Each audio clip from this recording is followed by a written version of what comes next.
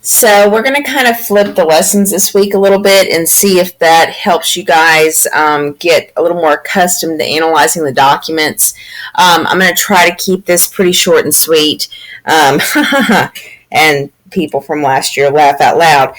Seriously, I really will try to be mindful of what time it is. So I'm starting my timer so I don't lose track.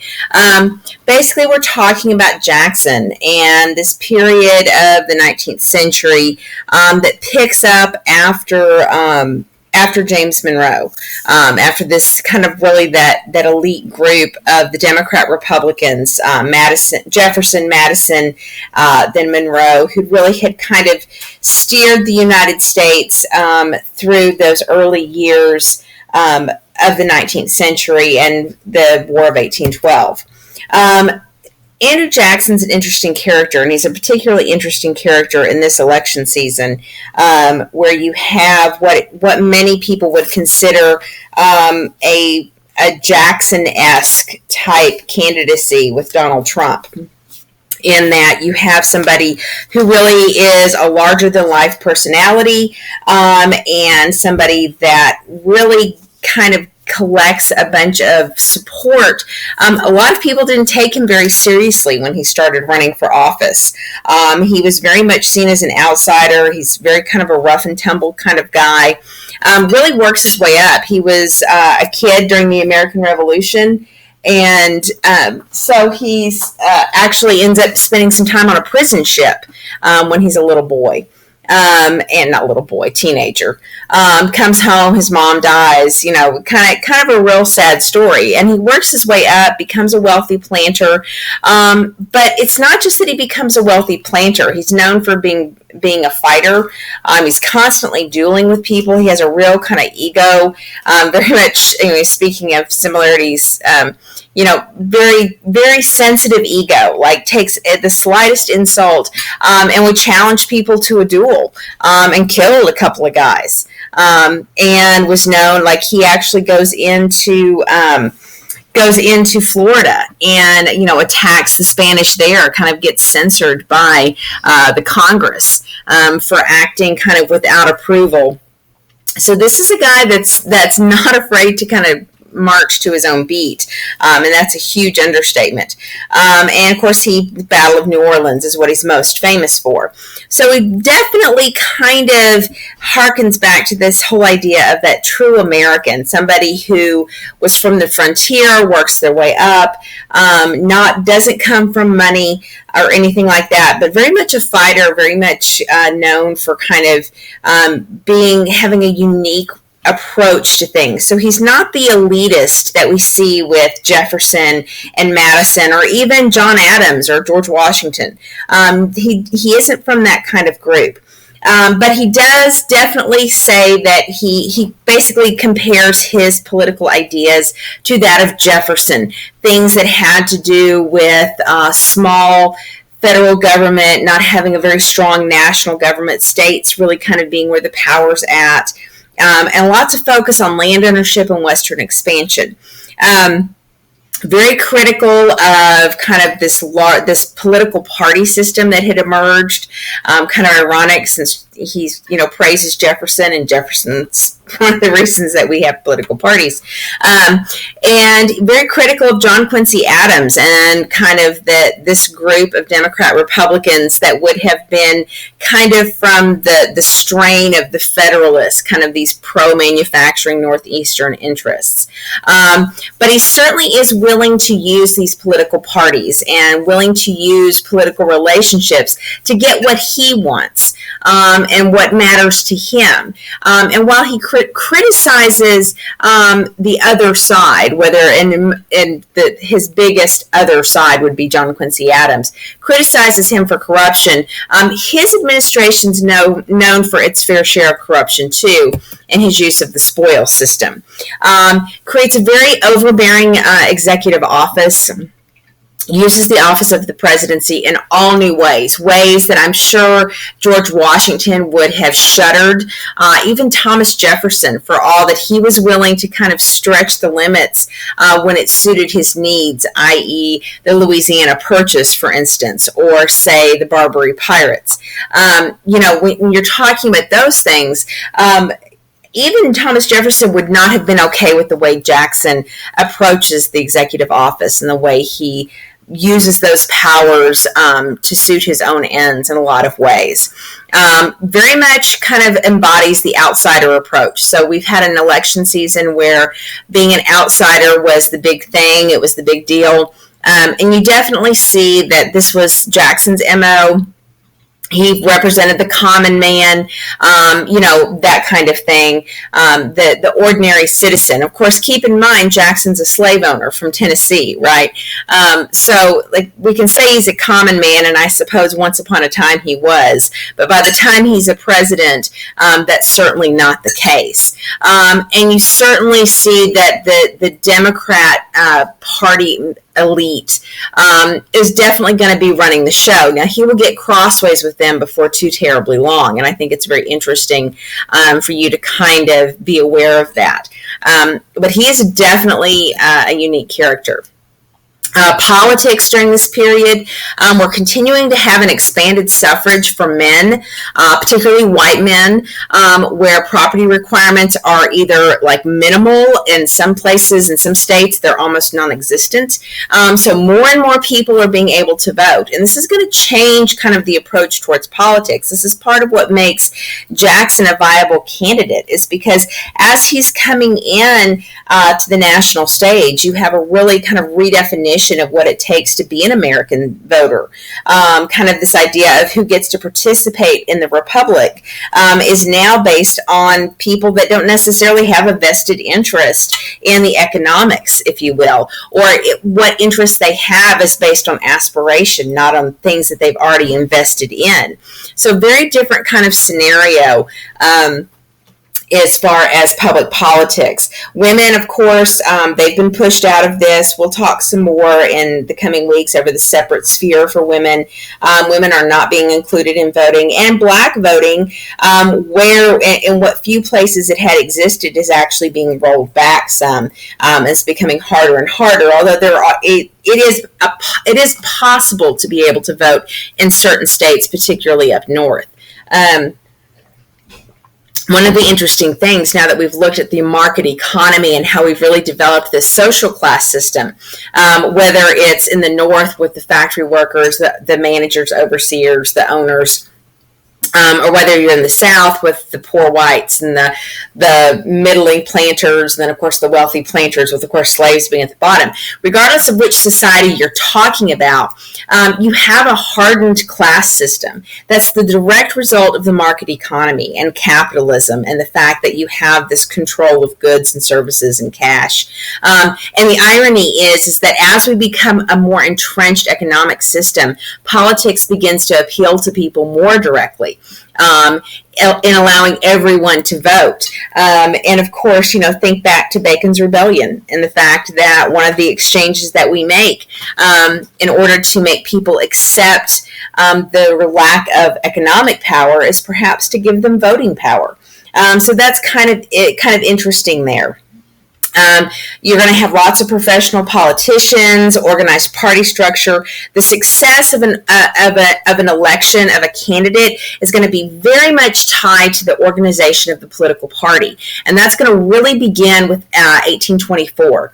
And so these things haven't changed. So while we can complain about our political parties and argue whether or not they're meeting our needs, the reality is a political party structure, the conventions, the system, the chair people, nowadays we use the emails and they talk about, the DNC, the Democratic Committee talks about the Bernie Sanders people and you have dissension in the Republican ranks. Whichever that is, what you see is that really that system existed back then. The only difference is they didn't have emails, right?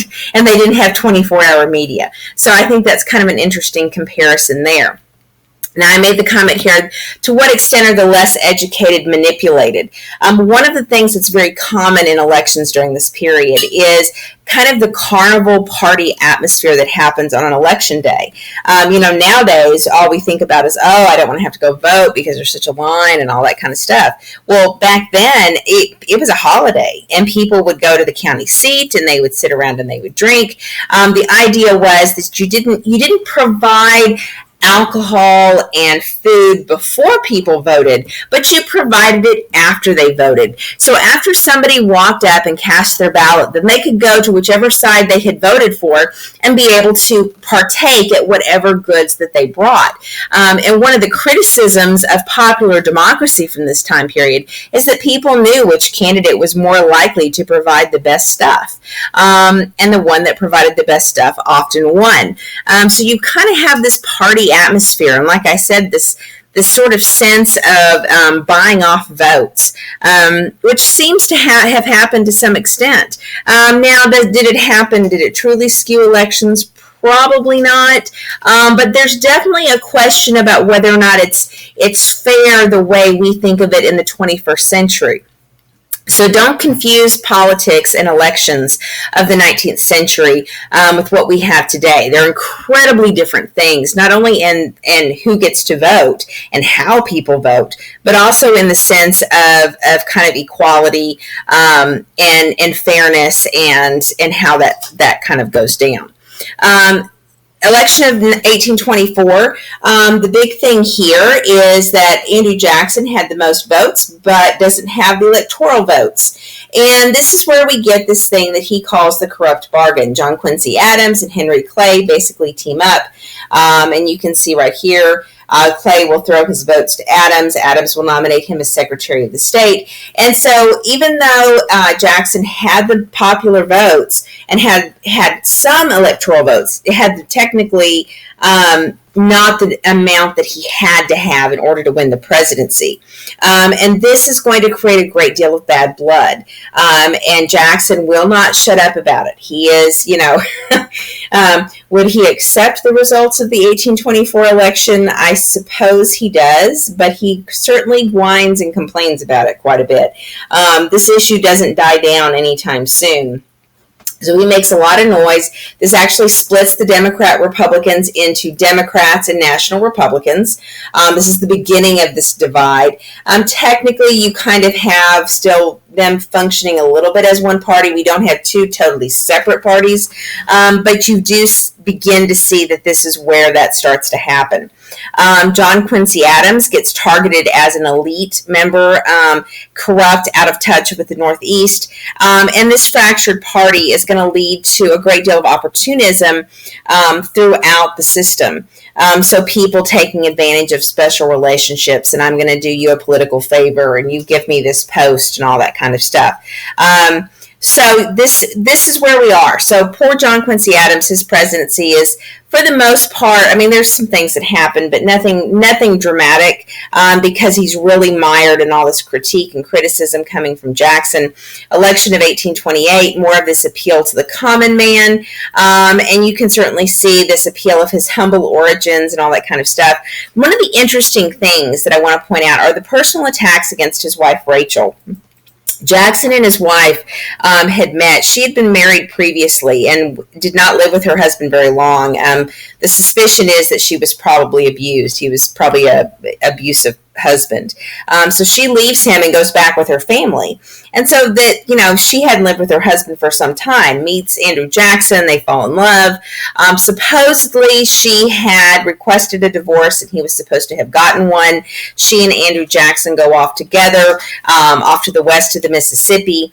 Now understand that in these western territories, the system of city government and state government, where you would have, marriage licenses and these kind of paper trails for getting married, probably didn't exist in a nice, neat little package. So Andrew Jackson and Rachel go off. They come back and they're married, right? And he kind of continues his political career and all this sort of stuff. Well, you get to the election of 1828, and the dirt that gets dished out is that he and his wife Rachel had lived in sin, that she was a bigamist, that she had never been divorced from her first husband, And in truth, the divorce was a little slow coming. There's some confusion there. Back then, divorces had to be authorized by the state legislature. So this is a very complicated process, right? Did they really commit bigamy? No. But certainly by the social mores of the time, there's clearly some questionable behavior. Now, keep in mind that in these Western territories, it wasn't uncommon for people to say, yeah, we're going to live together as man and wife, and then to say, hey, we're not going to live together as man and wife. So it's not completely out of context. There would have been Westerners that would have been familiar with this problem that Rachel and Andrew had. However, Jackson, John Quincy Adams, and this other group, they're going to be the Republican element of the Democrat Republicans, if you will, are really going to target him, target Rachel, question her character. And Rachel's a very kind of upstanding, pious woman. And so she's incredibly bothered by this. And this is going to create a great deal of frustration and anger on the part of Jackson. He's very sensitive about his wife, very protective. The one, probably the greatest strength you could say about Andrew Jackson is he truly adored his wife. So he's going to be very upset by this. He's going to win the election in 1828, and she will die before the inauguration. And Jackson will never forgive his political enemies for what he feels is that Rachel died of a broken heart, that these attacks on her character really hurt her. He's going to win in 1828 because he gets backed by a whole kind of random assortment of people. People that are from the South, like John C. Calhoun, that are pro-slavery, hate tariffs. Some of your states that, like Virginia, North Carolina, that resent the Northeast. And then people who also resent tariffs in the Bank of the United States. Jackson manages to not say too much one way or the other, actually. And so he kind of presents himself, and people are able to kind of put on him what they're wanting him to say, if you will. His inauguration's crazy. He opens the doors to the White House because he's the president of the common man and the popular will. Throws open the doors to the White House. People flood the White House because he's a celebrity, right? And he's a celebrity for the Battle of New Orleans and being an Indian fighter. And they essentially almost destroy the White House. They just totally tear it apart. And so it costs a lot of money to clean it up and that sort of thing. So one of the interesting side notes about his inauguration, and again, kind of this depiction of what happens when the common man maybe gets too much involved, that sometimes they don't know how to handle government exactly the way it ought to be. Not that we want to argue for a lack of democracy, but certainly you see this very visible element after the inauguration with the White House of what will ultimately threaten with the Civil War when you have secession and the actual fabric of government gets ripped apart because of the needs of a group of people over what is best for the whole country. So that's kind of an interesting element there too. Jacksonian Democrats. You have your Jeffersonian Democrats and you have your Jacksonian Democrats. They have commonalities in the sense that they both prefer that agrarian system, the agriculture, land ownership. They tend to focus a lot on Western expansion. They also tend to see a big government as being kind of distrustful. You have to watch out for special interests and that kind of thing. And so you definitely see where the Jacksonian Democrats, especially given this market economy, are going to be very appealing to the artisan class and the factory workers, as well as to farmers and people out west.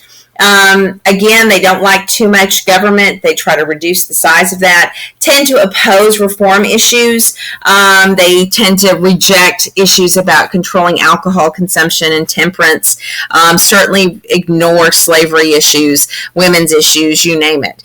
So reform is not going to be a big deal. And so one of the next things we'll talk about are the reform movements of the 19th century. And you'll see how those continue to survive, even though the government at this time is really ignoring the issues that they're bringing up. So again, this idea on kind of restoring this pure type of democracy, or at least that's what they're claiming that they want. Except what will often happen, whether it's Jackson himself being an obstructionist or whether it's Congress being difficult, you really have during his 8 years in office a very ineffectual government that doesn't seem to quite get enough done. And Jackson will take the popular vote, take the popular will, and assume that this means that he can do what he wants, that he is the voice of the people, if you will, rather than kind of examining what about Congress, right? They elected these representatives. Aren't these representatives in Congress representing their will? And Jackson's going to say no because I'm the president and they elected me and I won by this margin. And so that means what I say goes, not what Congress says, because Congress is questionable. Congress is under the influence of special interests in the banks and that kind of thing. He will use the power of the veto in a whole new way, use it very heavy-handedly. On a couple of different occasions, has his issues that he cares about, like the bank, Washington politics, and Indian issues. And those are the issues that he thinks are most important. And by golly, because he thinks they're important and because he's elected by the people, those are the most important concerns. And not a whole lot of interest in considering what is really in the common good. If we pursue this one action, what might be the consequences from this? The other aspect of Jackson's administration is going to be his patronage spoils system.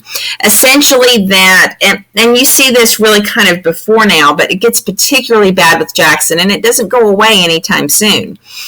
This idea that when you take office, you're going to bring people with you and you're going to dole out political posts like a favor. Oh, you worked really hard for my campaign. Here's a job, right? And so he's going to kind of create this, his administration is going to be tied to the spoils system. And while he criticized John Quincy Adams for this kind of thing and claimed it was corrupt, when it's his administration, it's a whole different ballgame. And of course, one of the great ironies, too, is that he has his official cabinet that's authorized by Congress, but then he also has what he calls his kitchen cabinet, which are his unofficial advisors. Friends that he sits around with cigars and plays poker with, and they're the ones with whom he really talks about policy. So again, how democratic is this Jacksonian democracy when essentially Jackson is functioning very much like he's not accountable to anyone? He's going to fight with his vice president, John C. Calhoun, and he's going to basically kind of lose any kind of influence that he has in Washington, D.C. And overall, he's going to be opposing the market economy, this American system, this idea of internal improvements and protective tariffs and the idea of a strong bank that can create a stable economy. This is what the people want, is what he's going to think. Except, is it really? Because when you start pulling away the Bank of the United States, we're going to see that creates economic disorder. When you stop doing internal improvements, that creates transportation issues. The tariff issue is far more complicated than what he thinks it is. So again, you've got these issues, and I've got here on this slide a couple of different times, Federalist 10. Remember, Federalist 10 talked about the small republic and the needs of the small republic being very different than the needs of a large republic, and that the purpose of the Constitution and a good federal government is to basically kind of interpret that, to act as a cushion, to say that the states and the will of the people at the local level is fine, but at some point there has to be a federal government that evaluates what is best for the most people. And in a lot of ways, what we see in Jackson's administration is a rejection of that Federalist 10 principle that says it's the small republic that matters. And he really tries to, practically speaking, run the country like a small republic. And we see it leads to a great deal of chaos. And ultimately, he's going to lose the support of the people. Now, it's not going to be him per se. It's going to be Van Buren that will follow him. But we will see that once his personality is removed from the equation, people generally stop supporting him. Indian removal, and you can read right here kind of the big deal. The big thing here is that you have Jackson believing that Indians didn't have a right to treaty with the government, that they were basically belonged to the state, that if the state wanted their lands, that they could come up with a removal treaty, essentially. And in fact, that's what he authorizes, the Indian Removal Act of 1830, which is kind of really his big piece of legislation, go Jackson, which basically is the legislation that allows for the Cherokees to be forcibly removed. Cherokees will try to oppose this in the Supreme Court. Supreme Court will side with the Cherokees, actually, except Jackson then basically refuses to enforce the ruling. And this is one of those examples of how the judicial review system, while it can be incredibly powerful, it's only as powerful as the president is willing to enforce it. And so this is one instance where the president does not enforce this ruling, and it ends up being largely meaningless. And so this will result in the Trail of Tears. And the Trail of Tears, the biggest issue here is in the execution of the removal orders. I mean, obviously, the disagreement over tribal sovereignty, the right of the Cherokee to have their land, that's a big issue. But really, the treaty itself, the exchange of land west of the Mississippi for this land east of the Mississippi, in and of itself, on its surface, is not that terrible. The problem is the way it gets executed, the corruption that gets involved, the lack of supplies that are brought when they remove these Indians, and then really particularly for the Cherokee, they're just not given a whole lot of choice, right? This thing just kind of takes on a life of its own. And so the Cherokees, of course, the sad part there is that the Cherokees were highly assimilated and really wanted to be a part of the American society and yet maintain their own kind of individuality, and this gets totally, ignored. So it's really pretty sad in a lot of ways. And they move into what is now kind of areas of Oklahoma and that kind of thing. So you can kind of see how this works out. And the big thing is, of course, is his attitude. You have him basically stopping and vetoing any kind of internal improvements. He basically says it's the internal improvements have led to corruption, and you've got tariffs that have resulted in sectionalism. And so he basically starts vetoing left and right. And what's going to happen is that you're going to have a great deal of frustration with him because of this, because of him refusing to authorize the building of any roads or railroads or anything.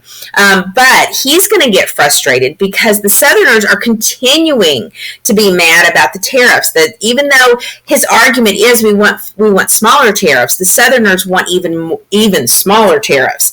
And Jackson gets kind of insulted by this, and so he starts calling John C. Calhoun, his vice president, out, and does so in front of people because Jackson has zero tact, right? So he's calling Calhoun out at these state dinners and stuff over the Southern kind of complaints about the tariffs. And so he kind of makes a problem with Calhoun.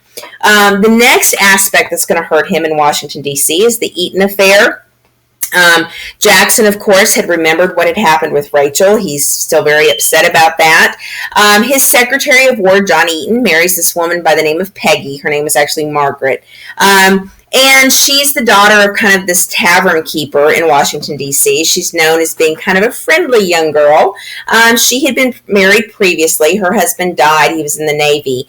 And the accusation was that she was kind of had a loose character, that she tended to be a little too friendly with the gentleman in Washington, D.C., and that she and John Eaton had started an affair before they got married, and that perhaps this is why her husband died at sea, that he might have committed suicide or something. And so she ends up getting shunned by Washington society. Now understand, Washington society is dominated by the women, by the wives of the cabinet members. Now Jackson's not married, so typically that would be mostly led by the First Lady. But since he doesn't have a wife, the vice president's wife, John C. Calhoun's wife, is kind of the head of Washington society. And they all completely reject Peggy. And so she's kind of shut out. That makes John Eaton upset. And Jackson takes this on personally. He believes that he needs to champion Peggy Eaton's cause, and he tries to force his administration to accept her. And the women pretty much unanimously reject her, and it creates a great deal of tension in his administration. And you really have an administration that's paralyzed for a good bit over this silly issue with Peggy Eaton, right? And this is going to tend to create John C. Calhoun as even more of a political enemy, like he wasn't already heading that way after being called out over the tariff issue. You're going to see Martin Van Buren, who had already been a key figure in orchestrating Jackson's campaign, then begins to ingratiate himself even further. Now, one of the biggest issues of Jackson's campaign is the nullification crisis. The nullification crisis goes back to a couple of tariffs in 1828, 1832. Again, we're moving away from the American system and the market economy with the protective tariffs during this period. But you're still, and so some southern states don't really mind these tariffs, but South Carolina is extremely upset about it. And John C. Calhoun writes this exposition and protest that's based on the Virginia and Kentucky resolutions, if you remember back to the Alien and Sedition Acts, that states can nullify a federal law. Of course, remember the very specific conditions that surrounded that particular issue. And they're going against these tariffs. So states can nullify federal laws, and that the Union of the United States is voluntary. And it's kind of this precursor to the secession. And basically, the South Carolina state militia kind of blocks the collection of customs duties. Jackson will essentially get mad at this. He's going to reject that argument. He threatens military action, starts pushing for Congress to revise the tariffs. You can see right here, he basically said disunion by armed force is treason. You're going to see that Henry Clay and John C. Calhoun and are going to get together kind of, and they're going to write the Compromise of 1833. This is going to redo the tariff and basically kind of ease this situation out. Calhoun resigns as vice president so he can work as a senator. And so the tariff issue will be resolved and the nullification crisis is over. You're going to see a Force Act that kind of strengthens the ability of the federal government to collect customs duties and that kind of thing. So the big message of the nullification crisis is, first off, this is kind of the death knell of the market economy with the internal improvements and the tariffs, because now tariffs, we're wanting to keep those super, super low. We've already basically destroyed any new internal improvements under Jackson. Now we're destroying the tariffs. But the other big thing is that this nullification crisis lays the foundation for secession in 1860. This idea that states can nullify laws, which is not true, right? There's lots of arguments against this. And so that's one issue here. The other part of this, too, is that you're going to see that this nullification crisis is going to create a partnership, and at times it's an uneasy partnership between Henry Clay and John C. Calhoun. Then they're going to unite largely to kind of resist Andrew Jackson. Following that, you're going to have the Bank War, 1832. This is the election year. If you think back to 1819 and the Second Bank of the United States, we know that there was a financial panic, that the bank had kind of been lending out too much money. And, you know, initially in the 1820s, people were a little bit kind of, that's where some of this griping about corruption and business interests in the government and that kind of thing. But what will happen is that by the time you get to 1932, most people have kind of come to terms with the bank. They've kind of forgiven the bank, if you will. And Jackson, however, has not forgotten that. He blames the Bank of the United States. He thinks it's unconstitutional, first and foremost, kind of thinking back to Jefferson's original problems with the Bank of the United States. And then you're going to see that he blames the bank for the boom and bust cycle that's beginning to happen. So they're going to, Clay and Calhoun are going to work with Nicholas Biddle, the bank president. They're going to push the rechartering of the Bank of the United States 4 years early in order to try to make it a campaign issue. they're figuring either Jackson won't have the guts to veto the bank, or if he does, it will hurt him in the election. And of course, part of this is coming in on the heels of his problems with Calhoun over Peggy Eaton, and his problems with Calhoun over tariffs and the nullification crisis. And so now you're going to have them bringing this bank chartering up, and Jackson's going to veto it. Right now, it was easily passed in Congress. So this is not an issue where the public will doesn't want the Bank of the United States. Jackson doesn't want the Bank of the United States, regardless of what the public wants. So he basically vetoes the charter, decides to crush the bank by ordering all federal funds withdrawn, goes through quite a bit of drama with his Secretary of the Treasury.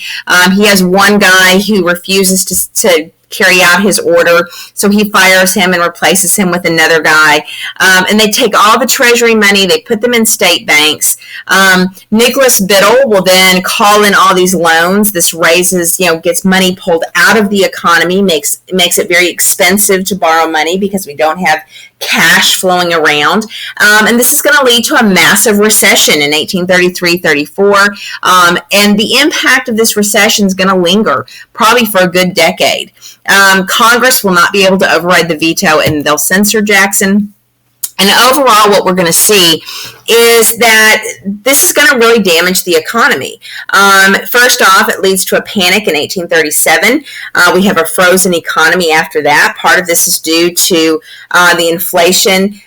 He will, because he's pulled all this money out of out of the Fed Bank of the United States and put it into these state banks, these other, the state banks start printing off a bunch of money.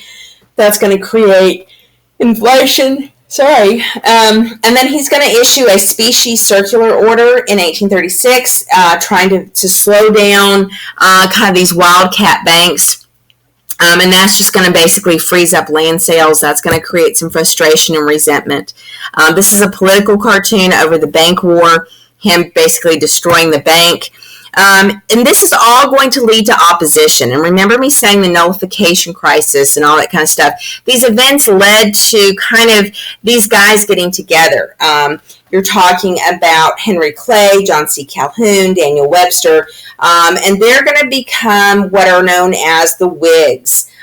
This is a reference to King Andrew, the idea that he's acting unilaterally like a monarch. They want to go back to this American system, this market economy. They want a stable money supply, and they're really going to be advocates for that. Now, it's going to take them a few years to kind of get their party organization in place, but when they do, they become a pretty tough force. And again, slavery is not factoring into this discussion at all. 1832, Jackson's going to run again. He will win pretty easily. You see here nominating conventions. If you're into conspiracy theories, the anti-Masonic party is kind of an interesting side note. I don't spend a whole lot of time on it because they're really just kind of a footnote. But if you're into that, you should Google anti-Masonic party and see what you come up with. Comes up with lots of kind of crazy conspiracy theories that go back to the 1800s, right? So Jackson's going to win, and he really claims that this is an affirmation of his policies. Now, many historians believe that it's really more of an affirmation of his personality, that he still is resonating with the common man. He says those outrageous things that get people to go, wow, I can't believe he just said that. And so that's really where his support's coming, because once his personality's gone from this, you're going to see that his agenda very quickly loses support. This is the cartoon that I was referring to, the King Andrew. That's him with stepping on the Constitution of the United States, using the power of the veto in ways that many would say it was not intended.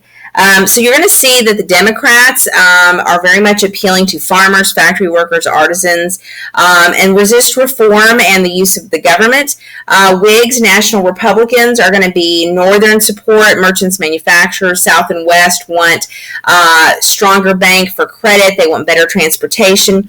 You're also going to see the importance of the reform movements, whether it's the abolitionists or whether it's the Second Great Awakening. They're going to tend to be Whigs as well because they're going to be more friendly with the idea of a federal government.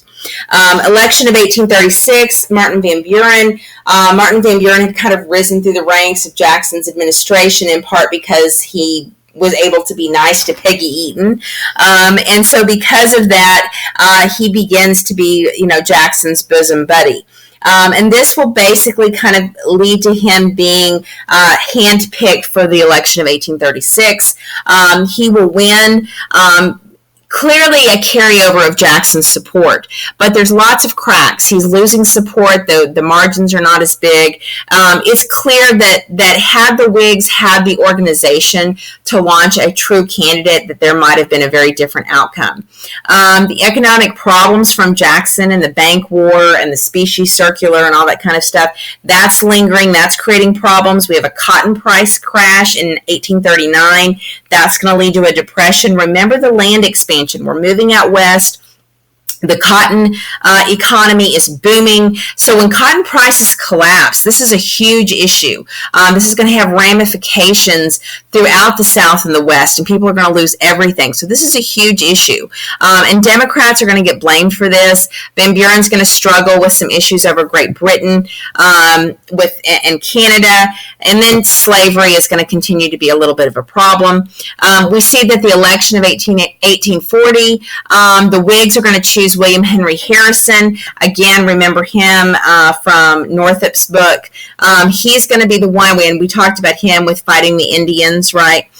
So he's going to come in, and they're going to kind of sell him as this humble kind of Indian fighter guy, kind of, he's a lot like Jackson, except he's nothing like Jackson. He's actually from a well-to-do Virginia family, part of kind of that planter elite. So he is not anything like that, but they sell him that way. The Whigs get a great party organization going on. They come up with all these cute little catchphrases, whether it's Tippecanoe and Tyler too, or Martin Van Ruin.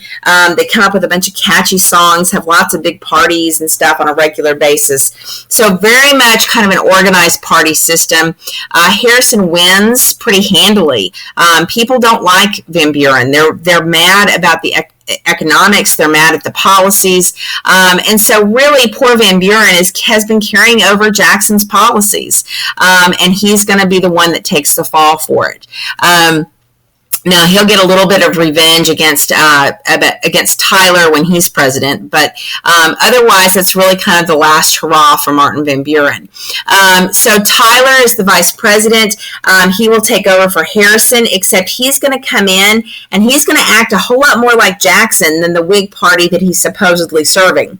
And so he's going to be very much a lame duck. His big strength is going to be vetoing stuff, and he's going to veto the bank recharter, and he's going to veto some other policies, and really kind of create some bad blood between him and Congress. And this is going to create a great deal of political upheaval. And it's during this time period that Texas, gets its independence and then wants to become a state. You're going to see that regional identities are hardening in this kind of absence of a good federal government. And so these are the things that are kind of happening here. What we'll be talking about in the next week or so, reform in the 19th century, that's probably going to be a recorded lecture. We'll probably look in class at Alexis de Tocqueville and some of the things that he said about Americans, the unique American identity, and what makes us unique as Americans. And then we'll be looking at Western expansion. So just keep in mind that this whole period of the 19th century, going from the 1820s to the 1840s. Again, Jackson's a strong personality, strong government, new ideas, really, in a lot of ways, represents a new democracy, a new type of American, and yet the policies he advocates for end up doing a lot of damage. And once he's no longer around, once he's not the guy running for president, it's kind of hard to galvanize support behind the policies that he was advocating. So a lot of interesting questions about whether or not the things he wanted, the bank war and his accusations about government corruption and tariffs and Indian removal and all that kind of stuff, to what extent was that truly in the best interest of the country as a whole? And to what extent did the people that support him really understand understand the policies he was talking about. I mean, they're supporting him clearly. He wins both times by a pretty handy margin. So he's got the support. But the issues that he talks about, the things that he cares about, end up hurting the country, hurting the economy, and hurting the very people that he said he was representing. Not to mention the thwarting of the checks and balances system and the congressional system. So there's a lot of interesting kind of conclusions and questions, really, that we can pull from Andrew Jackson. And then, of course, there's a lot of interesting comparisons that we can make with our current election cycle with the 2016 race. So just kind of mull over those things. If you have any questions, just holler at me about that. I think this is pretty straightforward, so it serves itself well. I'm coming up on 45 minutes, so not too bad. Took a little bit, but we covered a lot of material. So we'll be looking at slavery in class tomorrow, or maybe it was today, depending on when you're listening to this.